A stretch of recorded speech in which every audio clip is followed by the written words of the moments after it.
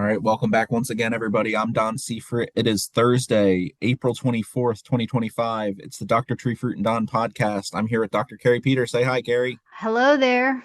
Dr. Greg Krawczyk. Say hi, Greg. Hello, everyone. And Dr. Sean Kumar. Say hi, Sean. Hello, everyone. And Sean, last but not least, but you will go first for our updates for today. So I'll let you rock and roll. Thanks, Don.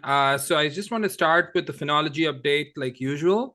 And this is data that's collected by Daniel Weber in Franklin County, Melanie Shoup in Adams County, Don Seifrit in Berks County, Megan Luke in Erie County, Lindsey Brown at Sena County, and Steve Johnson at Lawrence County. And so I'll just give a little update on where things are in different parts of the state. First, in general, we had a very warm weekend last weekend, and so a lot of Southern Adams County went into bloom right from they were pink before the weekend, and they went into bloom, full bloom almost because of the heat for some varieties. And so things have been moving quickly this week for the other varieties as well. So we'll start with apples in Adams County. This was data that was collected on the 20th of morning of 21st of April. And so things have already we are already 2 or 3 days past. So things are already a little bit past than what I talk about, but it should be closer to that. So as of April 21st, 2025, Fuji and Gala and Adams County were about 60 and 80% open. Now they must be in full bloom. Golden Delicious similarly were 80% open on 21st. Now they must be in full bloom. Honeycrisp was 50% open, and we checked that is also now at full bloom. Pink Lady was already at full bloom on 21st. Now a lot of the King Pink Lady and some of the laterals are already at petal fall for Pink Lady. And then at Red Delicious was 50% open on the 21st. And now I'm sure it is at 75% to 100%. There is a big variation in the blossoms that we have noticed, like where the Kings have already opened last Saturday, last Sunday, but a lot of 1 year wood, some terminals that are still at pink that we noticed. And so that's just something to keep in mind when you think about thinning off. And I'll talk about blossom thinning after this. And in Berks County, we were at King Bloom for most of the varieties with Fuji, Gala, Golden Delicious, and Honeycrisp that I'm sure went into more bloom by today. And then as of 21st, Pink Lady was at full bloom at Berks County as well. And Red Delicious was a 60% bloom. At Center County, we were still at pink for Fuji, Gala, and Honeycrisp.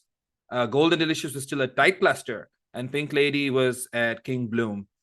So a little bit behind Adams and Berks. And Erie, we have half-inch green, actually, for most or all of our varieties. And then in Lawrence County, which is just north of Pittsburgh, we are at first pink in Fuji and Gala, as well as Golden Delicious and Honeycrisp, and King Bloom with Pink Lady and Red Delicious. That I'm sure moved a little bit since we collected that data on the 21st of April, just a few days ago. With peaches, in Adams County, most of our peaches are in the post-bloom petal fall stage.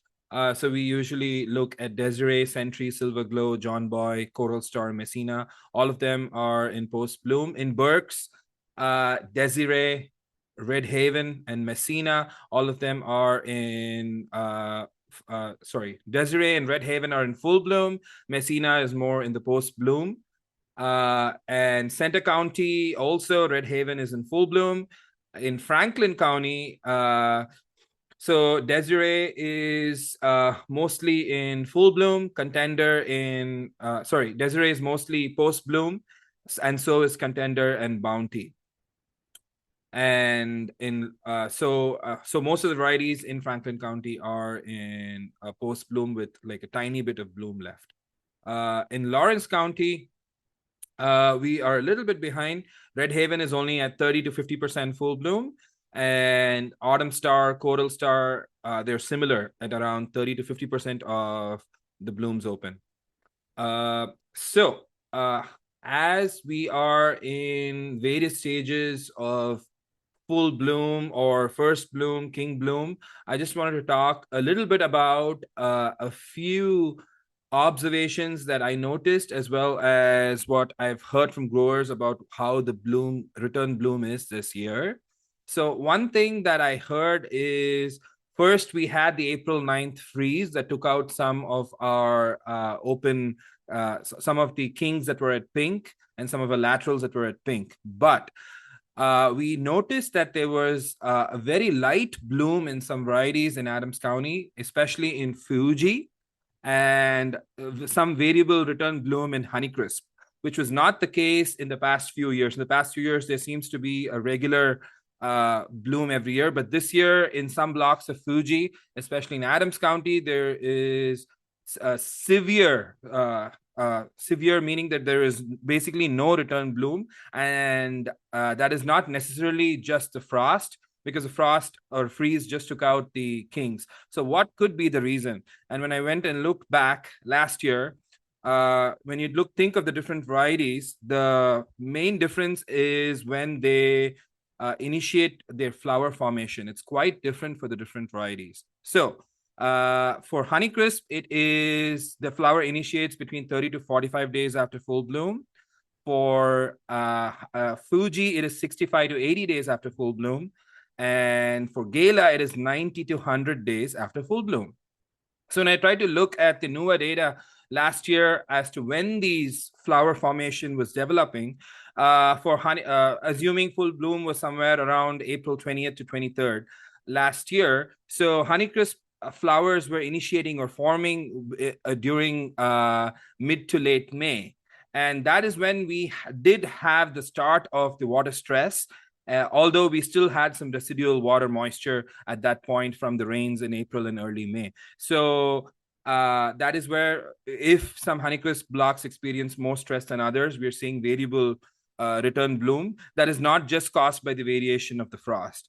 The other, when you look at Fuji at 65 to 80 days after full bloom, that was basically at towards the end of June, beginning of July, and that was the peak season for drought stress. We were in severe drought stress in various parts of Adams County, and wherever we could direct irrigation, that was mostly going to some of our Honeycrisp blocks rather than Fuji blocks. And so I think that severely affected the next year's fruit set this year's fruit set last year because of the severe drought. And so that is why we are seeing almost little to no bloom in some of the Fuji blocks in Adams County, which is quite concerning.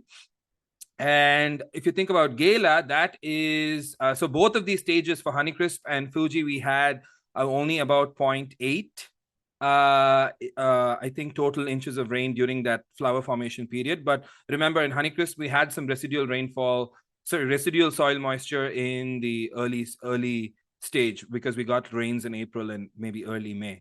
But if you think about Gala flower initiation, that happened in 90 to 100 days after. So end of July, beginning of August, which we did get some good rains. We got about 7 to 8 inches of rain during that Gala developmental period. And so in general, in Gala, we are seeing very good return bloom this year. Variable in Honeycrisp and little to no return bloom in Fuji. This is, of course, variable across different blocks of orchards, and depending on what their irrigation status, nutrient, what the tree health was. But this is just something we noticed. Now, what can you do about it?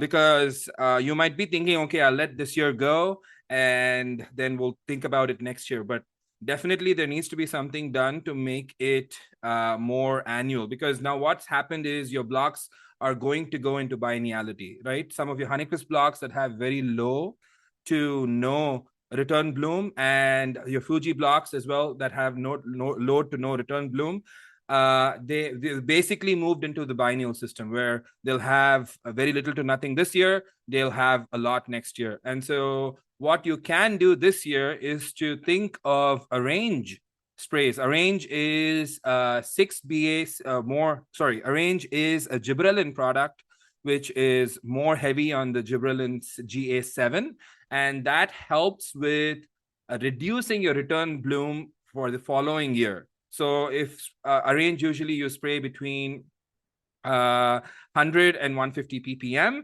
and you can go up to 200 ppm for large older trees. But arrange, usually you want to spray around petal fall. Usually that's the most effective.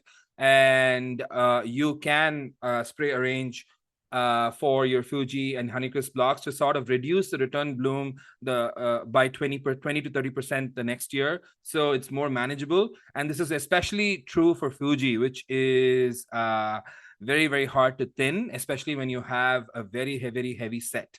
And so I think that's my recommendation for the blocks where there is severe bienniality that's showing, where you have very little to no return bloom. That's definitely something to think about.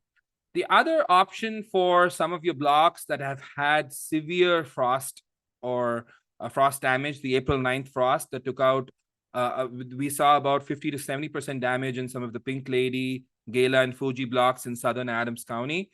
And in other parts of the state, some damage in Pittsburgh as well. It went quite low. And so for those blocks that had damage during the tight cluster and pink stage, or early pink stage, you can always consider a spray of Promelin or Perlan. It is a combination of gibberellins and 6-PA, and it not only helps with increasing fruit size that's used a lot in Gala, but also increasing the typiness of the fruit, but also it helps with increased fruit set. And the ideal time of that application is early bloom. And again, you can go from a pint to 2 pints depending on the size of the tree, age of the tree. And so that's something to target at early bloom. That's the best stage to apply. It does work a little bit towards when you go towards full bloom, petal fall, but definitely you won't see as big of an effect as you would see when you apply that at early bloom. So that's another option, again, in order to make sure that you have a good set with the limited bloom that you have this year. So those are some of the options that I wanted to mention. Apart from that, we are in our peak regular blossom thinning season. And depending on the site, you could have little to no damage as well. So far, I talked about places where there was some significant damage or some other reason why there was low to no return bloom. But on the other side, there are many orchard blocks with very good return bloom, snowball bloom that we see in other orchard sites in Bedford, in Berks County. There is a good return bloom for many of the varieties. And so there, I think it is good to start thinking about blossom thinning. And you can either use caustic thinners like lime sulfur with stylet oil, both at 2%. So basically 2 gallons in 100 gallons, or ATS, which I'm recommending at 2 or 2.5%, which is 2 gallons or 2.5 gallons in 100 gallons. And when using caustic thinners, it's important to time that spray, because you want to target the fruit after target the flowers after your king blooms have potentially been pollinated and are safe, and then you want to target the next wave. So usually you want to do one spray at 20 to 30% and the next spray at 60 to 80% bloom. So to kind of target these flowers. And you can use the pollen tube growth model for that. That is in the newer website, where you need to go in and you can make a block, and you need to enter the date when the blossoms have opened, and it calculates with the weather, and you can time your first spray of these caustic thinners, and then you have to follow up with the second spray as well for your caustic thinners to be effective.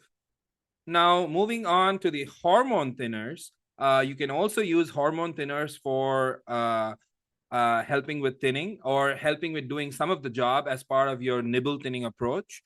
And so for blossom thinners, there's many options. You can use NAA, you can use 6-PA, you can use NAD, which is a milder version of NAA, which is amide thin. And NAA is you can use refined frutone, as well as it is a refined Pomaxa, and then in 6-PA you can use both Maxell, Exilis, and things like that. And so these are all options that you can use. One spray at full bloom, which is right about now in Adams County, and might be a day or two in other parts of the state. And you can always do that one application of a hormone thinner at bloom to sort of help with reducing some of your load, and also help with increasing fruit size, especially of your small fruited varieties like Gala, where it gives that extra you're able to remove some of the blooms earlier to help with increase in fruit size for the rest of the fruit that are taken to harvest. So I think that's my update, and let me know if you have any questions, Don or Kari or Greg. I have a question for you, Shan. Yes. So getting a little more clarification and understanding of why trees don't produce blossoms, because I've always wondered that in my own blocks, and sometimes I've thought mine was due to disease pressure. Like stuff went to the extreme. I had premature defoliation, like severe premature defoliation, and I thought that like sort of threw everything out of whack.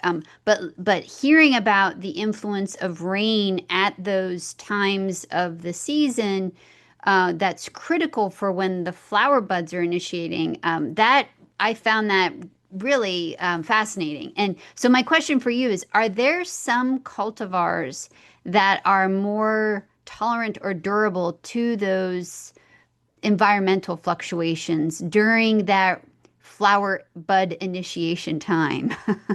That is a very good question, Kari. I don't know that we have an answer for that yet, because even for when the flower bud is initiating for these different varieties, we have data for some of the most common varieties, Gala, Fuji, Honeycrisp, and maybe one or two more varieties. We don't know exactly when this happens for all of the different apple varieties we grow. And then let alone, to try to find out which varieties are more susceptible to that stress as compared to other varieties. And the first thing that comes to mind is, for me, Honeycrisp, which has a problem with everything. And so my general assumption is that Honeycrisp will react very negatively to this sort of stress, any stress for that matter. So I think that it will behave similarly with water stress. And the other thing that I just wanted to mention was, this is my best guess as to why we have little to no return bloom in some Fuji blocks, because when I went back and looked at the weather data with the rainfall data and when these flowers were initiating, it was very clear difference between Fuji and Gala. And there was one block in Adams County where we had a snowball bloom in the Gala right next to Fuji with nothing. Similar elevation. And so when I tried to go back to, and that had very little to do with the frost we had. So I went back to look at the rainfall and temperatures, and that the only difference that I could find was probably that the flower initiation time had a heavy stress, and we were in a very heavy drought that time during June, July in Adams County. Yeah. And so no, the quick answer for you is no, that is still work that needs to be done to try to find out if some varieties are more tolerant than others. Interesting. And so I guess this is a sort of a word to the wise to the folks who have irrigation, that being mindful of those critical time periods for when the flower buds are initiating during the summer, to make sure that if these really sensitive blocks like Honeycrisp and Fuji and Gala, that they're getting the necessary water if people have irrigation in place, right? That would be advice, right? Yeah, that would be the advice. In fact, I think I'll try to write up an article about this as well in extension, and try to put out an alert. And a lot of this is based on the work done by Pollyanna Francescato, who's now at Valent, but she did a lot of this work when she was a postdoc at Cornell. And so that is when we found out that different varieties have different flower initiation times. So for return bloom of Honeycrisp, the earlier you do your sprays, the better it is for return bloom, because after 45 days, doing anything for return bloom in Honeycrisp is sort of pointless, because the flower initiation for the next year has already happened, which is why we recommend about 2 to 3 sprays of NAA for Honeycrisp at full bloom, and then 1 week after that and 1 week after that. So 3 sprays of NAA at 7.5 ppm or 10 ppm. That we definitely want to get them out to ensure good return bloom in the subsequent year. Wow. Just fascinating. Thanks, Sean. Thanks for all that really interesting information and detail, and also to my questions, because it just, being a disease person, I always wonder why things are the way they are in some of my research blocks, and this just sort of explained a lot of things for me, or at least gave me another variable to consider when sometimes my research blocks don't go the way I want them to go during the season. Thanks. Yeah, it was a great update. Thanks, Sean. Kari. Okay, so all right, challenging week. So we went from like winter-ish fall weather to summer overnight. So it was just, and it seemed like some folks went from like tight cluster to bloom in 24 hours. At least that's how I felt in some of my blocks. So right now, I know there's some people, at least on Monday, that were panicking in Adams County, particularly, who experienced a significant rain event on Saturday night that was in the forecast, then clearly was not in the forecast, and then it happened to be in the forecast. There was this very large green cell that came across sort of the southern border of Pennsylvania and nailed Adams County. So I had some questions from people on Monday about the real significant concern about fire blight, because when you think about warm weather and rain, that's a triggers of fire blight infection. However, the age of your blossoms plays a very, very big role. So if your blossoms were open prior to Saturday, so say Pink Lady, that's the biggest, that's probably the cultivar that had the most blooms open. That was a fire blight infection for Pink Lady on Saturday. However, if that warm weather on Saturday, all of a sudden all your blossoms came out on Saturday, that was the 19th. So on Saturday the 19th, that was not a fire blight infection risk for you. So some people may be confused. Well, why? My blossoms were open. Well, you have to think about time and how long those blossoms are open to be able to accumulate the heat units necessary to trigger that infection risk. So remember, the blossoms have to be open, and you need enough degree, according to the models, you need enough degree hours at 65 degrees or higher, in addition to the bacteria being present in a wetting event. So it is that temperature time at the degree hour accumulation that was not met on Saturday.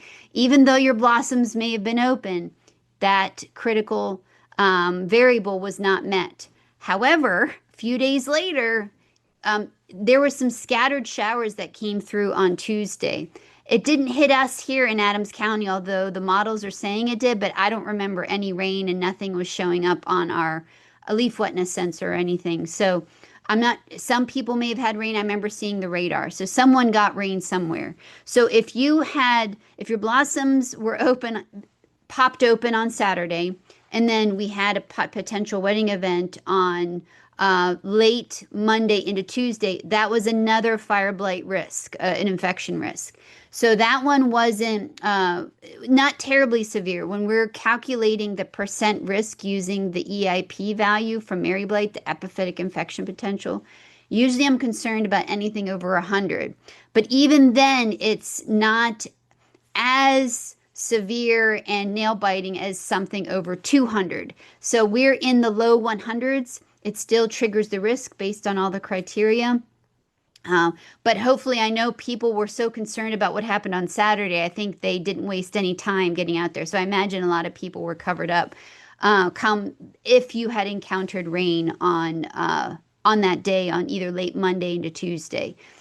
What's coming up? Okay, the weather and the forecast has been changing every single day. And even right now, I was in the process of looking at 3 different weather sites, and they all say something different. I want to say I'm fairly certain rain is in the forecast. AccuWeather is saying 88% chance for Saturday, late Friday into Saturday. WeatherBug is saying 70% chance late Friday into Saturday with scattered thunderstorms.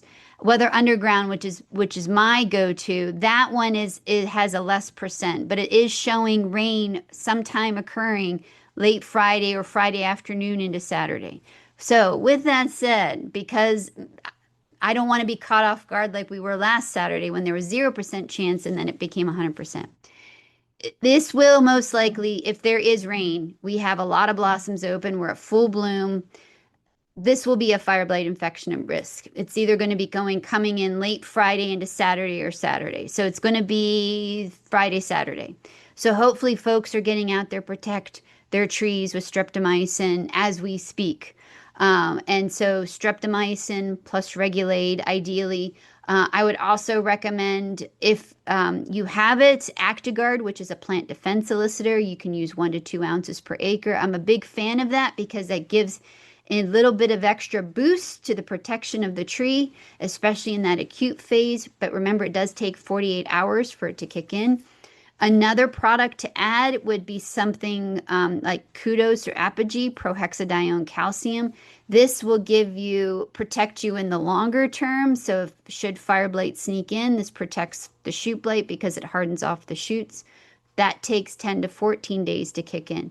You can mix all these products, strep, a plant defense elicitor, and Apogee or Kudos. You can mix all of that together. Just remember with the Apogee Kudos, it is sensitive to the calcium in your water, so use a water conditioner to be able to mitigate the hard water, the calcium that's in the hard water of the water you're using for your sprays. There are other plant defense elicitors that you can use that they do okay. But they aren't as potent as Actigard at this moment in time. So you've got Lifeguard, and there's also Vasaplant. These are one's a bacterial base, the other one's a plant extract. And the Vasaplant, I like Vasaplant for big older trees. There's something about bigger older trees, big semi-dwarf trees, like on 111s, 118s, even M7s. The Vasaplant does a nice job with that as far as giving an extra boost. It's a plant defense elicitor. I'm not a big a fan of Vasaplant on smaller trees. For whatever reason, I don't see the same results as I do when I use it on bigger trees. So if you are concerned about some older trees that have had a history, if you have some Vasaplant or get some Vasaplant, it's another option. Another thing that I will mention, but it's not a pesticide, but it's a fertilizer, is Nutrifite Magnum. I've used this a number of years, and it is a fertilizer, and I can't really say it's a plant defense elicitor or it has some kind of bactericidal or bacterial disease prevention. But I have noticed when I've used it in conjunction with my fire blight concoction to deal with protecting my blossoms, I have gotten some good results as maintaining my trees to be healthy, fewer shoot blight strikes in the long term. So, but it's a fertilizer. I have to emphasize that it is a fertilizer. So I can't say that it is what it's doing as far as keeping the fire blight at bay, but it's doing something. So I know a lot of people are using this for certain disease management. I guess they're using it as a fertilizer, but it's having some disease management aspects to it. So, but just remember, it is a fertilizer. It's not a pesticide. So there's lots of options you can use. Use a multi-prong approach. We are in a tricky period. Next week, we have some spikes in temperatures that are coming up. And so that is of concern. We'll hopefully be moving into petal fall a little more quickly, but it looks like it will be a bit cooler late in the week. So anything that is popping up in bloom now may hold on to their blossoms a little longer. So right now, my best advice is the advice I give myself, is that taking one day at a time when it comes to fire blight. So just, be vigilant. Look at the weather every single day as far as what the forecast is in the next 24 hours as far as your decision making goes. So that's the fire blight story. So just to kind of repeat what I said in the beginning, if you were blooming prior to April 19th, yes, last Friday, and this is particularly last Saturday in Adams County, that was a fire blight infection. If you started blooming on that Saturday, that was not a fire blight infection, so there's no need to panic. But I would be encouraging people with this warmer weather to probably be scouting at least starting in a week just to kind of check things out, just to see how everything's going. So that's fire blight. Apple scab. Okay. So again, I looking every single day at the weather. It's changing. If this weather event manifests, this rain manifests within the next 48 hours, this is going to be our most important scab infection period. Right now, we have the maximum number of mature spores available coming from those overwintering leaves. And so have a wetting event that's going to disperse those spores. We've got great warm temperatures that is going to shrink the number of necessary leaf wetness hours that are required for leaf infection. So make sure you've got your trees covered up, not only streptomycin to protect the blossoms, but also a fungicide. And yes, you can mix everything together. So fungicides right now, I really recommend and advocate the FRAC Group 7 products because they are the best as far as really stamping out scab. And we see efficacy across the board with these products. And of course, tank mixing with Mancozeb, Rainfast Mancozeb. We also have the new, and depending on how long bloom goes, you may be having to rotate your FRAC 7s. So you can rotate your FRAC 3s and FRAC Group 9s. And there's also Axios, which is FRAC Group 52, which is an excellent, strong scab product as well. So yeah, so 3, 9s, 52 there, 7s right now. This is what you want to be thinking about as FRAC groups. What you did not hear is FRAC 11. Please, please, please save your FRAC 11s, FRAC Group 11s for the cover sprays, for the summer sprays. This is your Maravon, Pristine, Flynn Extra, Luna Sensation. Why? Well, one, the FRAC 11s right now are our best tools for fruit rots, like bitter rot, which is the bane of a lot of people's existence, and also particularly for anyone who grows Honeycrisp. FRAC Group 11, also there's a high incidence of fungicide resistance out there for apple scab, so that's another reason. And a third or fourth reason is we have the Marsanina spores or the apple blotch spores coming up at petal fall as far as those being dispersed. FRAC 11 does nothing to control for Marsanina, or apple blotch. So that's another reason. So you aren't going to get a lot of bang for your buck for disease management with that FRAC 11. So save it for when you do get a lot of bang for your buck, which is during the summer for the rot control. So just to repeat, if the rain comes to fruition, this is going to be the worst and significant scab infection of the season because we have the maximum number of spores available. We have the ideal temperatures, reducing the fewest number of leaf hours required for infection. And we have, I forgot, I think the temperature. Maybe I already said that temperature, but that creates the highest disease pressure. The same goes for rust. Those rust galls are ready. Once they're wet, their telio horns will become gelatinous. They'll start spewing spores, and that's it. So if you're tank mixing with Mancozeb, you're good for rust. Unfortunately, there's not an organic control for rust management, which sort of stinks, and this is something that people are trying to figure out. As far as, let's see, stone fruit. So if you have blossoms still on some of your stone fruit varieties, we are in a good conditions for brown rot blossom blight. So go over the trees at least once with a fungicide. You can be conservative: sulfur, captan, Xyram, chlorothalonil. You can use stronger products if you want, like Topsin M or Roveral or Iprodione, that active ingredient. But because it's so warm and there's blossoms out there and their wetting event, this might be, this is good weather for brown rot blossom blight. And also we have we've had some nice dry stretches. So I'm worried this is going to be another year where powder mildew is going to sneak up on us. So just as a reminder, it's important we focus on wetting events, but also be mindful of those dry periods especially significant dry periods that are in between those wetting events. So that's powdery mildew weather. That is powdery mildew's jam. It likes dry weather conditions.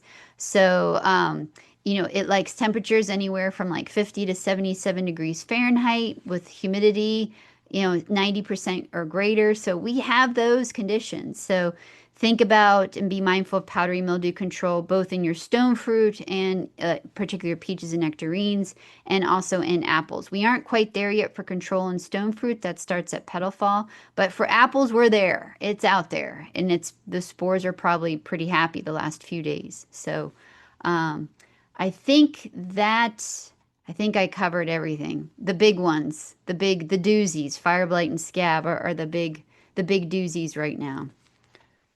So, Don, any questions or did I miss anything? No, I'm worried if we throw too many more things at folks. I know this between return bloom not returning, fire blight scab. I don't know, Greg. You gotta give people some good news with some on the insect front. Although I did see your I will. Oh, that's although good. I did see your lab manager with several bags of one of your insects that she collected from the field yesterday, and there is a moth that is royally flying, at least in our orchards. It's all you. Well, Dr. Krawczyk, what good news do you have? Well, Sean, do you need to go? Do you want to say bye? All right, Sean, I know you got to jump off. Yeah, sorry. Yes, bye. It's all I good. just want to reiterate that although we did not see good return bloom in some blocks, in general, we have a really good return bloom in a lot of other varieties in Gala and in Fuji blocks and other places as well. So this is just very specialized. And I think that's because of the drought we had, severe drought we had in Adams County. It wasn't as bad of a drought in other places, like, for example, in Center County, in Pittsburgh. And so some of these are very localized. Overall, I think we do have a good bloom. I think we can expect a good crop. So there is good news. It is just, I was speaking to more of the anomalies that we were noticing around different parts of the state. That's all. Yep. Thank you, everyone. Thanks, Sounds Gary, good. Greg, Don. Drive safe. Yeah. Yeah. Thanks, Sean. Okay. Okay, the entomology. Well, I think, from the insect perspective, from the entomology perspective, we are right now at the moment when we're still waiting. Because of the bloom, we really cannot apply any insecticides on apples. So, and we're still not at the petal fall, and I don't think we will be there anytime soon. I mean, depends from the weather and temperatures and so on. And the fact that the bees are in the orchard, I mean, we will have time for the petal fall on apples. One thing about the insect that Kari mentioned, she was talking about oriental fruit moth. Some of you might remember last week I said we got the biofix on April 14, and with the weather we have a very, very heavy flight going on right now in our orchards. This might potentially create some issues. They started on the 14. Right now we are at about 160 degree days since biofix. And the time to control oriental fruit moth is at about 175 degree days. We will be there tomorrow on Friday.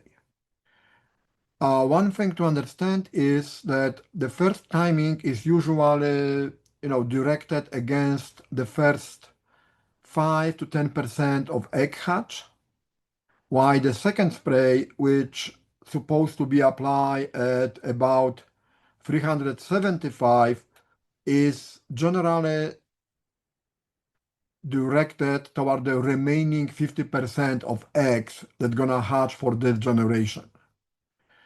So saying this, and this thing change from season to season, but on peaches, this is the time to go with the first insecticide applications against oriental fruit moth, as well as plum curculio, as well as stingbug.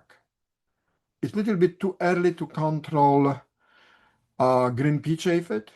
They are still not there or not in the numbers that would require a control. And it is still too early to go after white peach scale. So if you worry about peaches and oriental fruit moth, curculio, stinkbugs are the pest, then this is the time to start protecting fruit on peaches. At the same time, since on apples we cannot spray, then the first time that we can actually control oriental fruit moth will be at petal fall on apples. And by then, again, everything is weather dependent, maybe 50, maybe 70% of eggs will already hatch, and the larvae will be inside the growing terminals. So the petal fall spray on apples most likely this year will not be effective against oriental fruit moth or majority of oriental fruit moth. Because of this, we really have to be, monitoring and know what's happening, and then oriental fruit moth we still are able to control oriental fruit moth later in the season. So this is not, like a disaster that will happen on apples. But again, going back what I said earlier, on peaches, this is the time to control oriental fruit moth.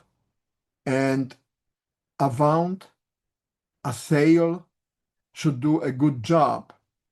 And both of them will also control plum curculio. Avant will not control stinkbugs, but Assail at the highest rate at 8 ounces will control all three of them. And three species are oriental fruit moth, plum curculio, and brown marmorated stinkbug, or any stinkbug that will be in the orchard.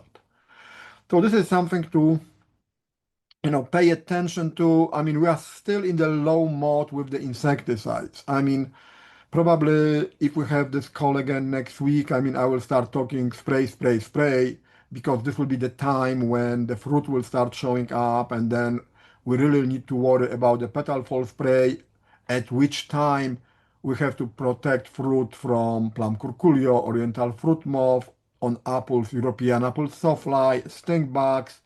Maybe this will be a good time to control European red mites. Maybe it will be a good time to control rose apple aphids. We're gonna go into different nuances at our next talk, next meeting. I'm assuming a week from now, but that's really where we are. One thing that can be done right now, and this is something like this whole oriental fruit moth situation.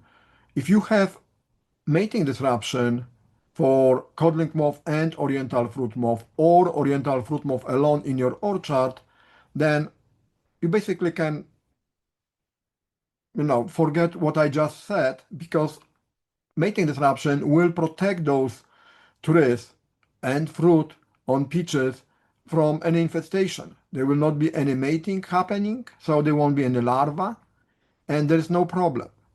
But if you don't have mating disruption against oriental fruit moth in your orchard, then those nuances might become very important. Just to let you know, at this moment, like I said, we are at about 161 degree days.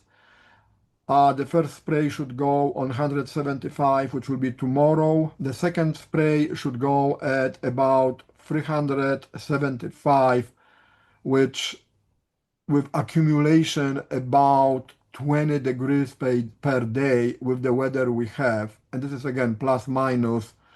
We're talking probably the petal fall on apples or a little bit after will be the second time to control Oriental fruit moth on peaches. Again, everything is weather dependent. I can't really make any definitive statements here. But again, don't worry about it because Oriental fruit moth can also be controlled later on.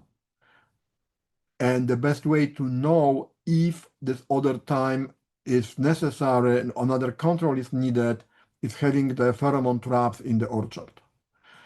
Talking about traps, I mean, Kari mentioned, I mean, we're having huge flight in the last few days of Oriental fruit moth. We still did not establish biofix for codling moth or tufted apple bud moth. Based on the degree days, I expect that we will have codling moth biofix within the next 2-3 days. I mean, today, tomorrow, Saturday it's supposed to rain, maybe not, but then it will be Sunday or Monday when we will probably have the biofix. I'm saying this because I was looking earlier on the historical data, and we are at this moment at about 275 degree days since January 1st, and 80% of our biofixes happen between 275 and 330 degree days for codling moth. And we will be at 330 degree days on next Tuesday. So this will be the time. And again, biofix does not mean that you have to control anything. Biofix is the starting time when you start accumulating degree days so you can spray when the eggs start hatching. And usually it is within 10-14 days after the biofix, at least for codling moth. But again, we will cover this stuff later on when there is more time. So I hope entomology wasn't that confusing or that difficult as the pomology and plant path update. But again, we will get there probably starting from the next week. So thank you. No, it was good. Straightforward. Thanks, Greg. All right. Well, this was pretty complex, pretty involved. Yeah, Kara. No, I was going to say the spring meetings, Oh, yeah. spring twilight meetings start next week. Yes, they do. I don't have that in front of me, which I do. I Okay. have it because I just saw an email come through yesterday. Okay, here it is. So on Tuesday, April 29th, this is the Lancaster York County Spring Twilight Meeting. So that's at Stauffer's Fruit Farm. That's in Denver, Pennsylvania. On Wednesday, April 30th, it's Adams County. That's at Coon Orchards in Ortana. On Thursday, May 1st, in Franklin County, Andrews Farm Market, and that's in St. Thomas. On Tuesday, May 6th, it's the South Region, Berks County area, and it's at Brecknock Orchards in Monton. Monton, is that how you say it? Mountain. Okay. On Wednesday, May 7th, that's the Central Susquehanna Northeastern Region meeting, and that's at Green's Fruit Farm in Elysburg. On Thursday, May 8th, it's the Appalachian Region, Center County, and that's at Harner Farm and State College. And then in the middle of the month, on May 14th, it's the Western Region. That's going to be in Rivendell Farms in Bulgars.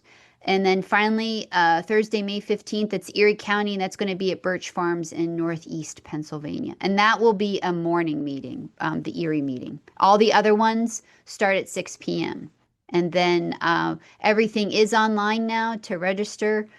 These are free. Pesticide credits will be awarded. So, and I'm sure Don will put a link in the little blurb. Yes. And then the other thing, just to sort of, again, put on people's radar, Penn State's Fruit Research and Extension Center here in Biglerville, Pennsylvania, will be having its Freck Grower Field Day on Wednesday, June 25th.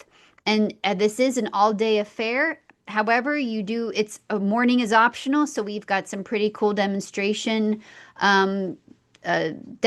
going on in the morning from 9 until 11. Then we regroup and there's folks will come in. We've got a few speakers to welcome us, and then we have lunch and then an afternoon of concurrent sessions focusing on weed science, plant diseases, insects, bees, precision ag, and horticultural highlights. So and more information will be coming, and we will be talking about this at every single spring meeting. And there will be a multitude of avenues that we will be getting the word out about this as well. So Good stuff. All right. And with that, we will sign off, and I will try and get this over to everybody as quick as I can. Good luck, folks. Challenging next few days if the weather comes to fruition. All right. Say goodbye, But everybody. we need the rain. I know. We need the rain. We do. But at the same time, We do need don't the dance rain. in the rain just yet. We make sure your trees are covered up first. All right. Say goodbye, everybody. See you later. Bye, everyone.